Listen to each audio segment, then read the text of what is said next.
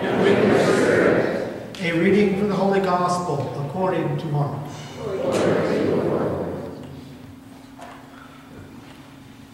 Jesus and his disciples left from there and began a journey through Galilee, but he did not wish anyone to know about it.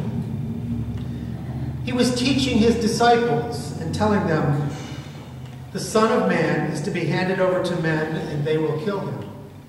And 3 days after his death, the Son of Man will rise." But they did not understand the saying, and they were afraid to question him.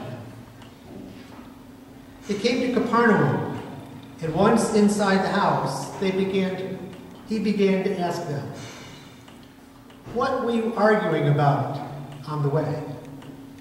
But they remained silent. They had been discussing among themselves on the way who was the greatest. Then he sat down, called the 12, and said to them, "If anyone wishes to come first, he shall be the last of all, and the servant of all." Taking a small child, he placed it in their midst, and putting his arms around it, he said to them, "Whoever receives one child such as this in my name receives me. And whoever receives me receives not me, but the one who sent me." The Gospel of the Lord. Praise to you, Lord Jesus Christ.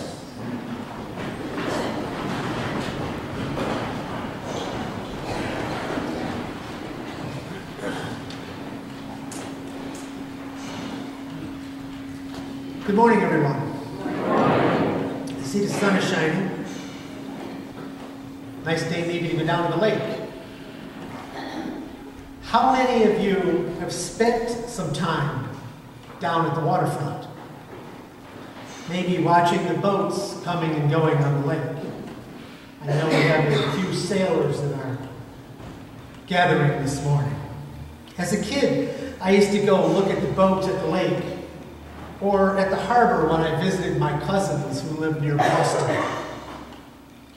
I tried to figure out what kind of boat I'd like when I grew up. I'd still like a boat someday when I grow up, as if that's going to happen. The boat, that is, although there are some in my family that think I'll never grow up either. One thing that I have observed in both big harbors with gigantic ships and in the marina here in Watkins is that when one pulls into a slip between two sets of pilings or between two docks, you can make your boat fast, or your ship, as it were, on both the front and the back, on both sides. And making fast on both sides keeps your vessel secure in tension between two things. It can rise and fall and rock in the storms, secure between two docks, rather than being pulled from one side and constantly rammed into the pilings if you only secure it on one side. You might be able to see where I'm going with this if you realize that messages in Scripture, those things that keep us secure, are often paradox. Get it? Secure between two docks and paradox. All right, it is a lame joke, okay? But seriously.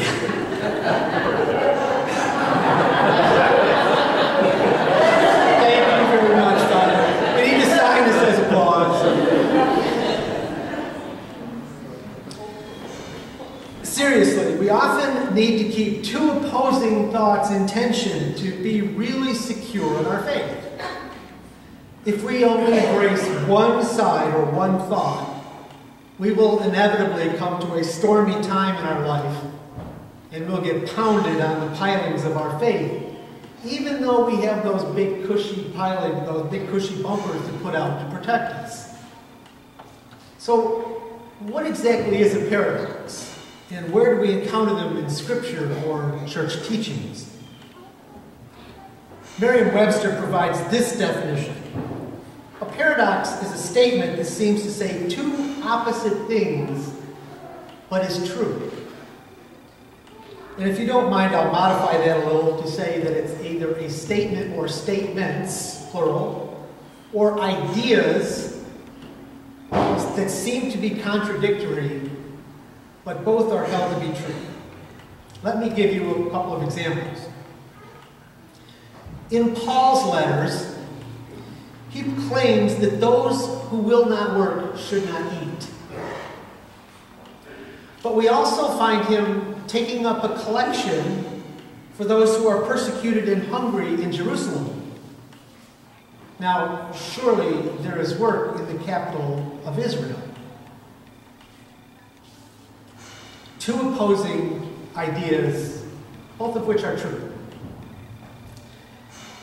In the Church's encyclical Rerum Novarum, Pope Leo XIII states clearly that private ownership of property should be regarded as sacred, and it is not limited to a small number of the wealthy. But in Acts of the Apostles, Luke clearly describes a community with a commune mentality, where followers would sell all they had and bring the proceeds to be divided according to people's needs. Two clearly opposing ideas, both of them are true. You must die to find life. The last shall be first, and the first last. The king is a servant. Jesus is condemned in order to be justified. We find paradox after paradox in Scripture and church teachings. So, what do they mean? Well, I don't have time this morning to explain them all to you, but a mature faith is the faith of a child, but it's not a childish faith. We are called to hold both sides of this as true. To be mature in our faith and childlike. As I started my studies to become a deacon, a much older, much more experienced deacon advised me concerning my church and scripture studies. He asked me about the depth of my faith. Because, he said, as I studied and learned and understood more of what they would teach me, that I would question. I would question what I learned. I would question what I believed. I might even question my faith. He told me it could become a crisis, and that I would either have to grow spiritually with my new knowledge, or I might lose faith and maybe even leave the church altogether. He had seen it happen, and so have I. I came to learn that he was indeed correct. I did question what I learned. I questioned what I believed.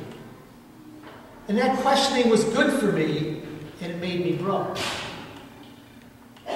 I learned that two opposing truths can both obviously be true, and that nothing is absolutely true except God's love for his creation.